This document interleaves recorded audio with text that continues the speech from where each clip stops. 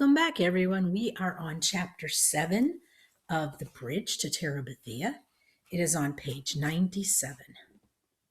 Mr. Burke had begun to repair the old Perkins place. After Christmas, Mrs. Burke was right in the middle of writing a book, so she wasn't available to help, which left Leslie the job of hunting and fetching. For all his smartness with politics and music, Mr. Burke was inclined to be absent minded. He would put down the hammer to pick up the how to book and then lose the hammer between there and the project he was working on. Leslie was good at finding things for him, and he liked her company as well. When she came home from school on the weekend and on the weekends, he wanted her around. Leslie explained all of this to Jess. Jess was going to Terabithia alone, but it was no good. It needed Leslie to make the magic. He was afraid he would destroy everything by trying to force the magic on his own when it was plain that the magic was reluctant to come for him. If he went home, either his mother was after him to do some chore or Maybelle wanted him to play Barbie. Lord, he wished a million times he'd never helped buy that stupid doll. He'd no more than lie down on the floor to paint than Maybelle would be after him to put on an arm back on or snap up a dress. Joyce Ann was worse. She got a devilish delight out of sitting smack down on his rump when he was stretched out working. If he yelled at her to get the heck off of him, she'd stick her index finger in the corner of her mouth and holler, which would, of course, crank up his mother. "Just Oliver, you leave that baby alone.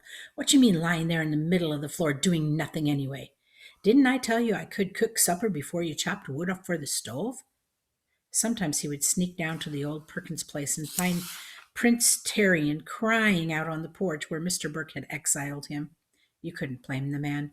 No one could get anything done with that animal grabbing his hand or jumping up to lick his face. He'd take PT for a romp in the Burke's upper field. If it was a mild day, Miss Bessie would be mooing nervously from across the fence. She couldn't seem to get used to the yipping and snapping. Or maybe it was that time of year, the last dregs of winter spoiling the taste of everything. Nobody, human or animal, seemed happy, except Leslie. She was crazy about fixing up that broken down old wreck of a home. She loved being needed by her father. Half the time they were supposed to be working, they were just yakking away. She was learning. She related glowingly at recess to understand her father. It had never occurred to Jess that parents were meant to be understood any more than the safe at the Millsburg First National was sitting around begging him to crack it. Parents were what they were, and it wasn't up to you to try and puzzle them out. There was something weird about a grown man wanting to be friends with his own child. He ought to have friends his own age and let her have hers. Jess's feelings about Leslie's father poked up like a canker sore. You keep biting it and it gets bigger and bigger and worse instead of better. You spend a lot of time trying to keep your teeth away from it. Then, sure as Christmas, you forget the silly thing and chomp right down on it. Lord, that man got in his way. It even poisoned what time he did have with Leslie. She'd be sitting there bubbling away at recess, and it would be almost like the old times. Then, without a warning, she'd said, "Bill thinks so-and-so." Chomp, right down on the old sore. Finally, she noticed. It took her until February, and for a girl as smart as Leslie, that was a long, long time. "Why don't you like Bill?" "Who said I didn't?" "Jess Aarons, how stupid do you think I am?" "Pretty stupid sometimes. But what he actually says was, 'What makes you think I don't like him?' Well, you never come to the house anymore. At first I thought it was something I'd done. But it's not that. You still talk to me at school. Lots of times I see you in the field playing with PT, but you don't even come near the door. You're always busy." He was uncomfortably aware of how much she sounded like Brenda when he said this. "Well, for spaghetti sauce. You could offer to help, you know." It was like all the lights coming back on after an electrical storm. Lord, who was the stupid one? Still, it took him a few days to feel comfortable around Leslie's father. Part of the problem was he didn't know what to call him. "Hey," he'd say, and both Leslie and his father would turn around. Mr. Burke? I wish you'd call me Bill, Jess." "Yeah." He'd fumbled around with that name for a couple more days, but it came more easily with practice. It also helped to know some things that Bill, for all of his brains and books, didn't know. Jess found he was really useful to him, not a nuisance to be tolerated or set out on the porch like PT. "You're amazing," Bill would say. "Where did you learn that, Jess?" Jess never quite knew how he knew things, and he'd shrug and let Bill and Leslie praise him to each other, though the work itself was praise enough. First, they ripped out the boards that covered the ancient fireplace, coming upon the rusty bricks like a prospector's on a mother lode. Next, they got the old wallpaper off the living room wall, all 5 garish layers of it. And garish means horrible, gaudy, nauseating, loud, obnoxious looking wallpaper. That's what that means. Sometimes, as they lovingly patched and painted, they listened to Bill's records or sang. Leslie and Jess teaching Bill some of Miss Edmund's songs, and Bill teaching them some he knew. At other times, they would just talk. Jess listened wonderingly as Bill explained things that were going on in the world. If Mama could hear him, she'd swear he was another Walter Cronkite instead of some hippie. All the Burkes were smart. Not smart, maybe, about fixing things or growing things, but smart in a way that Jess had never known real life people to be. Like one day when they were working, Judy came down and read out loud to them, mostly poetry and some of it in Italian, which of course Jess couldn't understand. But he buried his head in the rich sound of the words and let himself be wrapped warmly around in the feel of the Burkes' brilliance. They painted the living room gold. Leslie and Jess had wanted blue, but Bill held out for gold. Oops, I missed a page. It stuck together, which it turned out to be so beautiful that they were glad they had given in. The sun would slant in from the west in the late afternoon until the room was brimful of light. Finally, Bill rented a sander from Millsburg Place, and they took off the back porch, the black floor paint, down to the wide oak boards and refinished them. "No rugs," Bill said. "No," agreed Judy. "It would be like putting a veil on the Mona Lisa." When Bill and the children had finished razor blading the last bits of paint off the window and washed the panes, they called Judy down from her upstairs window to study to come and see. The 4 of them sat down on the floor and gazed around. It was gorgeous. Leslie gave a deep, satisfied sigh. "I love this room," she said. "Don't you feel the golden enchantment of it? Is it worthy to be?" Jess looked up, sudden alarm. "In a palace?" Relief. In such a mood, a person might even let a sworn secret slip.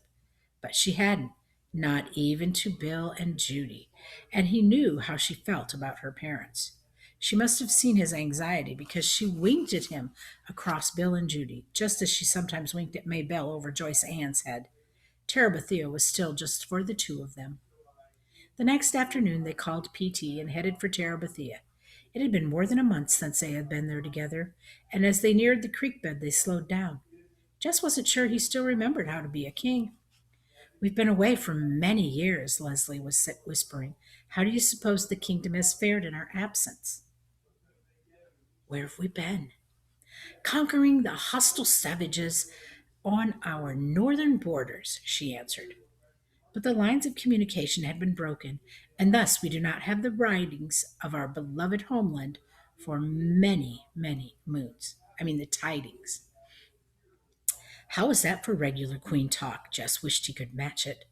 "You think anything bad has happened?" "We must have courage, my king. It may indeed be so." They swung silently across the creek bed. On the farther bank, Leslie picked up 2 sticks. "Thy sword, sire," she whispered. Jess nodded. They hunched down and crept toward the stronghold like police detectives on TV. "Hey, Queen, watch out behind you!" Leslie whirled and began to duel an imaginary foe. Then more came rushing upon them, and the shouts and the battle rang through Terabithia. The guardian of the realm raced about in a happy puppy circles, too young as yet to comprehend the danger that surrounded them all. "They have sounded the retreat," the brave king cried. Yay! Drive them out utterly so that they may never return and prey upon our people. Out you go, out, out. All the way to the creek bed, they forced the enemy back, sweating under their warm winter jackets. At last, Terabithia is free once more. The king sat down on a log and wiped his face, but the queen did not let him rest long. Sire, we must go at once to the grove of the pines and give thanks for our victory. Jess followed her into the grove, where they stood silently in the dim light. Who do we thank? He whispered. The question flickered across her face. Oh, God, she began. She was more at home with magic than religion. O spirits of the grove, thy right arm hath given up the victory. He couldn't remember when he'd heard that one, but it seemed to fit. Leslie gave him a look of approval. She took up the words. Now grant protection to Terabithia, to all of its people, and to us, its rulers. Aroo! Jess tried hard not to smile. And to its puppy dog. And to Prince Terrian, its guardian and jester. Amen. Amen. They both managed somehow to keep the giggles buttoned in until they got out of the sacred place. A few days after the encounter with the enemies of Terabithia, they had an encounter of a different sort at school. Leslie came out at recess to tell Jess that she had started into the girls' room only to be stopped by the sound of crying from one of the stalls.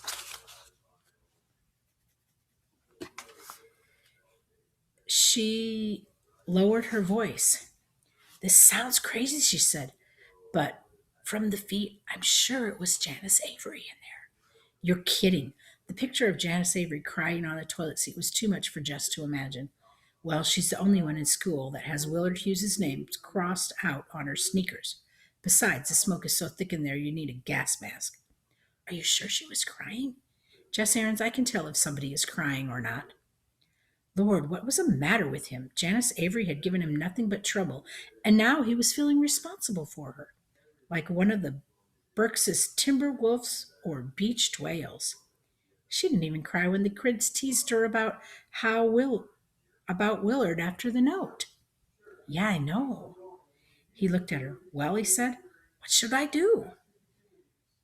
What should we do? Do? She asked him. What do you mean, what should we do? How could he explain it to her?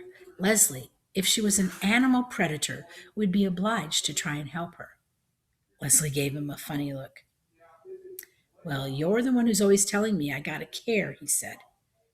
But Janice Avery, if she's crying, there's got to be something really wrong. Well, what are you planning to do? He flushed. I can't go into the girls' room. Oh, I get it. You're going to send me into the shark's jaws. No, thank you, Mr. Aarons.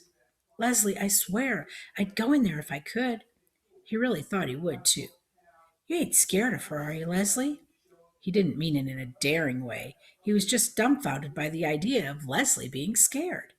She flashed her eyes at him and tossed her head back in a proud way that said, Okay, I'm going in. But I want you to know, Jess Aarons, I think it's the dumbest idea you've ever had in your whole life. He crept down the hall after her and hid behind one of the nearest alcove to the girls' room door. He ought to at least be there to catch her when Janice kicked her out. There was a quiet minute after the door swung shut behind Leslie, and then he heard Leslie saying something to Janice. Next, a string of cuss words which were too loud to be blurred by the closed doors. This was followed by some loud sobbing. Not Leslie's, thank the Lord, and some sobbing and talking mixed up, and then the bell. He couldn't be caught staring at the door of the girls' room, but how could he leave? He'd be deserting in the line of fire. The rush of kids into the building settled it. He let himself be caught up in the stream and made his way to the basement steps. His brains were swirling with the sounds of cussing and sobbing. Back in the fifth grade classroom, he kept his eyes glued on the door for Leslie. He half expected to see her come through, flattened straight out, like the coyote on the Roadrunner. But she came in smiling without so much as a black eye. She waltzed over to Mrs. Myers and whispered her excuse for being late, and Mrs. Myers beamed at her, which was becoming known as the Leslie Burke special. How was he supposed to find out what happened? If he tried to pass a note, the other kids would read it. Leslie sat way up in the front corner, nowhere near the wastebasket or pencil sharpener, so there was no way he could pretend to be heading somewhere else and even sneak a word with her. And she wasn't moving in his direction. That was for sure. She was sitting straight up in her seat, looking so pleased with herself as a motorcycle rider who'd just made it over a forgotten truck. Who'd made it over 14 trucks, sorry. Leslie smirked clear through the afternoon and right on to the bus, where Janice Avery gave her a little crooked smile on her way to the back seat, and Leslie looked over at Jeff just as if to say, "See?" He was going crazy wanting to know. She even put him off after the bus had pulled away, pointing her head at Maybelle's as if to say, "We shouldn't discuss it in front of the children." Finally, finally! In the safe darkness of the stronghold, she told him. Do you know why she was crying? How am I supposed to know? Lord Leslie, will you tell me what in the heck is going on in there? Janice Avery is a very unfortunate person. Do you realize that? Well, what was she crying about, for heaven's sake? It's a very complicated situation. I can understand how Janice has so many problems now relating to people. Will you tell me what happened before I have a hernia? Do you know her father beats her?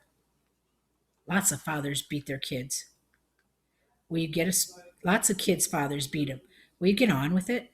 No, I mean really beats her. The kind of beatings that take people to jail for in Arlington. She shook her head in disbelief. You can't imagine.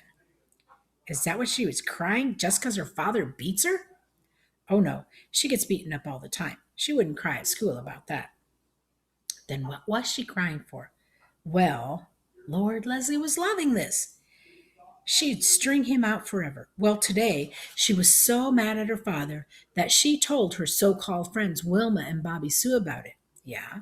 And those she looked for a word vile enough to describe Janice Avery's friends, and she found none. Those two girls blabbed it all over the seventh grade. Pity for Janice Avery swept across him. Even the teachers know about it? Even the teachers. Boy! The word came out like a sigh. There was a rule at Lark Creek, more important than anything Mr. Turner made up and fussed about. That was the rule that you never mixed up troubles at home with life at school. When parents are poor or ignorant or mean, or just even didn't believe in having a TV set, it was up to the kids to protect them. By tomorrow, every kid and teacher in Lark Creek Elementary would be talking in half snickers about Janice Avery's daddy. It didn't matter if their own fathers were in the state hospital or the federal prison. They hadn't betrayed theirs, and Janice had. Do you know what else? What? I told Janice about not having a TV, and everyone laughed. Laughing, I told her I understood what it was like to have everyone think I was weird. What did she say to that? She knew I was telling the truth. She even asked me for advice as if I was dear Abby. Yeah? I told her just to pretend she didn't know what on earth Wilma and Bobby Sue had said, or where they had gotten such a crazy story, and everybody would forget about it in a week. She leaned forward, suddenly anxious. Do you think that was good advice? Lord, how should I know? Did it make her feel better? I think so. She seemed to feel a lot better. Well, it was great advice then. She leaned back, happy and relaxed. Know what else, Jess? What? Thanks to you, I think I now have 1 1/2 friends at Lark Creek School. It hurt him for it to mean so much to Leslie to have friends. When would she learn that they weren't worth her trouble? Okay, you got more friends than that. Nope, 1 1/2. Monster Mouth Myers doesn't count. There, in their secret place, his feelings bubbled inside him like a stew on the back of the stove. Some sad for her in her lonesomeness, but chunks of happiness too. To be able to be Leslie's one whole friend in the world as she was his. He couldn't help being satisfied about that.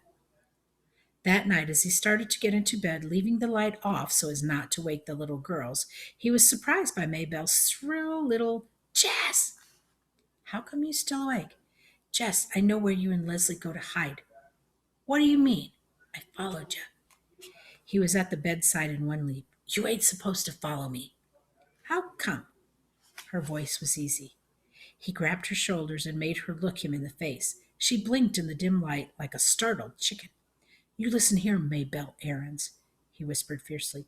I catch you following me again, your life ain't worth nothing. Okay, okay. She slid back into the bed. Boy, you're mean. I ought to tell Mama on you. Look, Maybelle, you can't do that. You can't tell Mama about where me and Leslie go. She answered with a little sniffling sound. He grabbed her shoulders again. He was desperate. I mean it, Maybelle. You can't tell nobody nothing. He let her go. Now I don't want to hear about you following me or squealing to Mama ever again. You hear? Why not? 'Cause if you do, I'm going to tell Billie Jean Edwards you still wet the bed sometimes. You wouldn't? Boy, girl, you just better not try me. He made her swear on the Bible never to tell and never to follow, but he still lay awake a long time. How could he trust everything that mattered to him to a sassy 6-year-old? Sometimes it seemed to him that his life was delicate as a dandelion. One little puff from any direction, and it was all blown to bits. That is the end of chapter 7, and we are going to move on to chapter 8 here shortly.